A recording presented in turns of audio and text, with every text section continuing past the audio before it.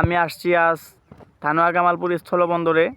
এরা দেখেন তিনজন পাগল কোথা থেকে এসে হাজির হয়েছে, কিভাবে ছবি উঠতেছে, হাসাহাসি করতেছে পাথরের উপর দাঁড়িয়ে। তারা কিন্তু অনেকক্ষণ দাঁড়িয়ে থাকার পর একজন বসে পড়েছে ইতিমধ্যেই। আমি তাকে ক্লান্ত বোধ করছি। একজন ডান্স করতেছে আর একজন মোবাইল নিয়ে খুব ব্যস্ত। তার মাথায় একটি ক্যাপ, ইংলিশে ক্যাপ বাংলায় টুপি, আমরা সেটা দেখতে পাচ্ছি। এবং এই যে দেখেন এরা, আমার মনে হচ্ছে যারা মনে হয় পাথর যেভাবে পকেটে নিয়ে বাসায় চলে যাবে।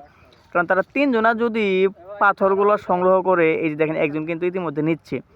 এরা যদি পাথরগুলো নিতে থাকে এইভাবে প্রতিদিন আসার পরে, যদি তিনজন, তাদের প্রত্যেকের 4টা করে পকেট আছে, তো 4টা করে পকেট থেকে 3 4 12 পকেট, 12 পকেটে যদি পাথর নিয়ে যায় প্রতিদিন, তারা প্রায় 1 কেজির মতো পাথর নিয়ে যাবে। 1 কেজির মতো করে পাথর নিয়ে গেলে 40 দিনে 40 কেজি, মানে 1 মণ পাথর নিয়ে গেল।